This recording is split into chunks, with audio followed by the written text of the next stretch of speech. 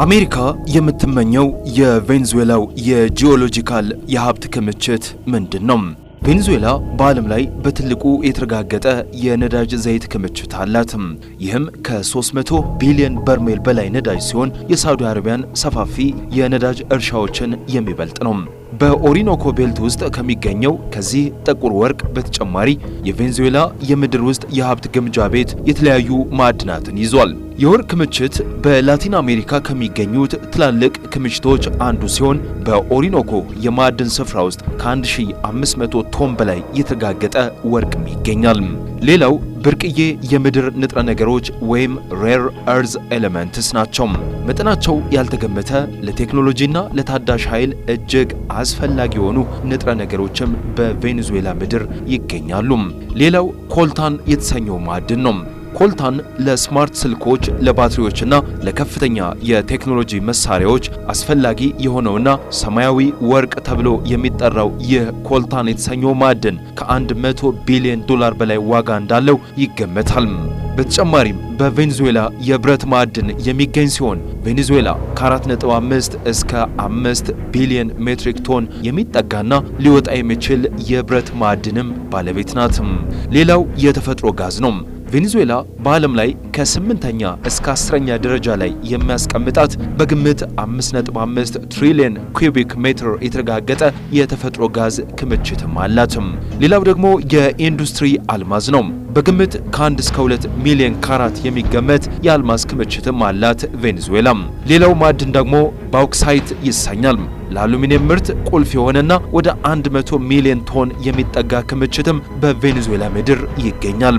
ሌላው ኒኬል ነው። ቬኔዙዌላ ከ1 ሚሊዮን ቶን በላይ የኒኬል ክምችት እንዳላት የተለያዩ የጂኦሎጂካል ማስረጃዎች ያስረዳሉ። በአሜሪካና በቬኔዙዌላ መካከል ያለው የፖለቲካ ግንኙነት ላለፉት በርካታ ዓመታት እጅግ ውጥረት የነገሰበት ሲሆን በተለይም በቅርብ ቀናት የተከሰቱት ክስተቶች ግንኙነቱን ወደ አዲስና አስደንጋጭ ምዕራፍም አሸጋግረውታል።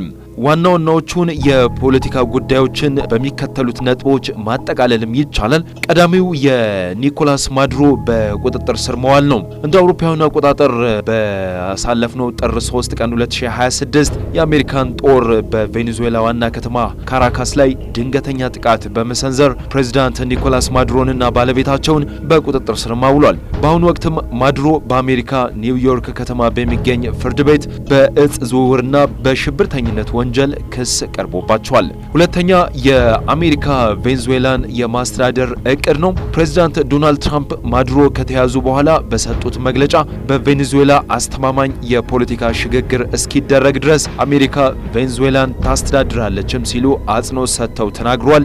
ይህ መግለጫ በዓለም አቀፉ ማህበረሰብ ዘንድ ከፍተኛ ተቃውሞ የቀሰቀሰ ሲሆን የተባበሩት መንግስታት ድርጅት ወይም ዩናይትድ ኔሽን ዋና ጸሐፊ አንቶኒዮ ጉተሬዝ ጉዳዩ በቀጠናው ላይ ሊያመጣ የሚችለውን አለመረጋጋትና ቀውስ በመጥቀስ ስጋታቸውንም ገልጿል። በሶስተኛ ደረጃ የሚገኘው የነዳጅና የተፈጥሮ ሀብት ሽሚያ ወይም ፉክክር ነው። የአሜሪካና ቬኔዙዌላ ግጭት አንዱ መሰረታዊ ምክንያት የቬኔዙዌላ የተፈጥሮ ሀብት ወይም ነዳጅ ነው። የቬኔዙዌላ የነዳጅ ክምችት እንደሚታወቀው ከ300 ቢሊዮን በርሜል በላይ ክምችት እንደሆነ ብዙ ማስረጃዎች ያስረዳሉ።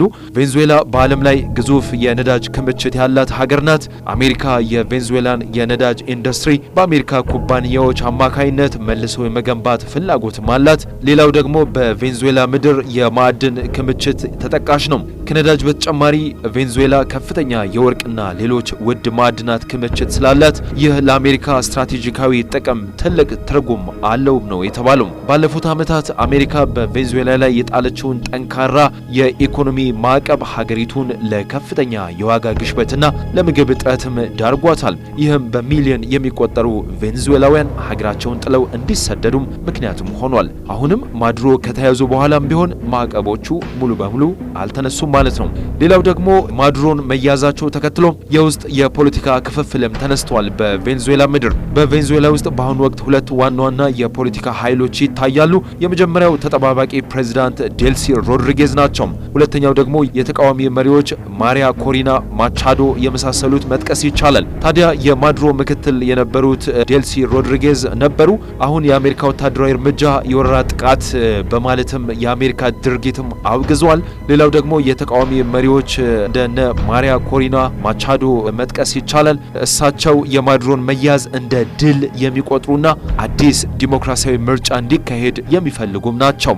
በአሁኑ ወቅትም ቬኔዙዌላ በአሜሪካ ወታደራዊ ተጽዕኖና በውስጥ የስልጣን ሽግግር ውጥረት ውስጥም ትገኛለች ተብሏል። የቀጠናው ሀገራት ማለትም እንደ ብራዚልና ኮሎምቢያ እንዲሁም የሩሲያና ቻይና ምላሽ የሁኔታውን አቅጣጫ የሚወስነውም ይሆናል። ዶናልድ ትራምፕ የቬኔዙዌላን የነዳጅ ሀብት ለአሜሪካ ጥቅም ለማዋል እቅድም ነድፏል። ይሁን እንጂ ይህ እቅድ ከታሰበው በላይ እጅግ ውስብስብና አደገኛም ነው። የቬኔዙዌላ የነዳጅ ኢንዱስትሪ በአሜሪካ ማዕቀቦች ምክንያትም ደቋል። ምርቱን በግማሽ ሚሊዮን በርሜል ለመጨመር ብቻ ከ15 እስከ 20 ቢሊዮን ዶላር ኢንቨስትመንትና ረጅም ጊዜም ይጠይቃል። እዚህ ላይ የኢራቅ ተሞክሮን ማየት ይቻላል። አሜሪካ በኢራቅ ተመሳሳይ ሙከራ አድርጋ የነዳጅ ምርቱን ለማሳደግ 20 ዓመታትና ከፍተኛ ወታደራዊ ወጪም ጠይቆባታል። በመጨረሻም ትርፉን የወሰዱት የቻይናና የሩሲያ ኩባንያዎችም ነበሩ። ዶናልድ ትራምፕ ምክትል ፕሬዚዳንት ዴልሲ ሮድሪጌዝን እንደ የአሜሪካ ተላላኪ ለመጠቀም ቢፈልጉም እሳቸው ግን የአሜሪካን የኢኮኖሚ ዝርፊያ ዝም ብለው ይቀበላሉ ተብሎም አይታሰብም። በተጨማሪም የሀገሪቱ ታማኝ ታጣቂዎች ወይም ቻቪስታስና ህዝባዊ ተቃውሞ ትልቅ እንቅፋት ይሆንባቸዋል። ሌላው የደህንነት ስጋት ነው። ሮድሪጌዝ ለአሜሪካ ሙሉ በሙሉ ታማኝ ቢሆኑ እንኳን በቬኔዙዌላ የሚሰሩ የአሜሪካ ኩባንያዎች በአካባቢው ሚሊሻዎች ከሚሰነዘርባቸው ጥቃት ማምለጥም አይችሉም። የትራምፕ እቅድ በወረቀት ላይ ቀላል ቢመስልም በተግባር ግን አሜሪካ ወደ ማትወጣበት ቅርቃር ውስጥ ሊከታትም ይችላል እየተባለ ይገኛል። በዓለም መድረክ ላይ የሚታዩት የተባበሩት መንግስታት ድርጅት ስብሰባዎችና የዓለም አቀፍ ህግ መጻሕፍት ውብ የታሪክ ማህደር ሊሆኑም ይችላሉ። ነገር ግን መሬት ላይ ያለው እውነት ሌላ ነው። ፈላስፋው ቶማስ ሆብስ እንደሚለው ከሆነ የሰው ልጅ ተፈጥሯዊ ሁኔታ የሁሉም በሁሉም ላይ ጦርነት ወይም a war of all against all ነው ይላል። ሆብስ የጋራ ኃይል በሌለበት ቦታ ህግ የለም፣ ህግ በሌለበት ቦታ ደግሞ ፍትህ የለም ሲል በመጽሐፉ ከትቦታል።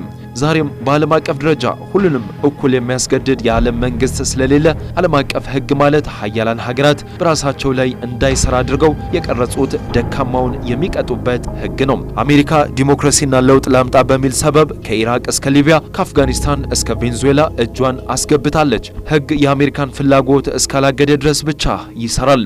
ሩሲያ ደህንነት የተደፈረ በሚል ዩክሬን ላይ የብረት ክንዷን ስታሳርፍ ዓለም አቀፉ ህግ ውግዘት ከመስጠት ባለፈ መሬት ላይ ያለው እውነት መለወጥም አልቻለም። በተባበሩት መንግስታት የጸጥታው ምክር ቤት ውስጥ የሚደረገው ድምጽ የመስጠት ሂደት ትልቅ የፖለቲካ ድራማ ነው። አምስቱ ሀያላን ቬቶ ፓወርስ የፈለጉትን ዓለም አቀፍ ውሳኔ ውድቅ የማድረግ መብት አላቸው። ይህ ሆብስ እንዳለው ኃይል ከሌለ ቃል ባዶ ነው፣ ኮቬናንትስ ዊዛውት ዘ ስዎርድ አር ባት ወርድስ የሚለውን እውነት ያረጋግጣል። ታይዋን በቻይና የጦር መርከቦች ስትከበብ፣ ፍልስጤም በእስራኤል ስትጨፈለቅ የምናየው አንድ ሀቅ አለ። ታሪክ የሚጻፈው በአሸናፊዎች በር ነው። ደካማው መብቱን ይለምናል፣ ሀያሉ ግን መብቱን በጉልበት ይወስዳል። ዓለም በወረቀት ላይ ሰላማዊ ብትመስልም መጋረጃው ሲገለጥ ግን የጥቅምና የጉልበት ሽኩቻ መድረክም ናትም። ፈላስፋው ሆብስ እንዳለው በሀገራት መካከል ፍርሃትና የኃይል ጥማት እስካለ ድረስ ሰላም ማለት ለቀጣዩ ጦርነት የሚደረግ ዝግጅት ብቻ ነው። ህግ የሚከበረው አስከባሪው ህጉን የማይጥስ ሲሆን ብቻ ነበር። ነገር ግን አስከባሪዎቹ ራሳቸው ጉልበተኞች ሲሆኑ ዓለም በጡንቻ እንደምትመራ ማመኑ የግድ ይሆናል።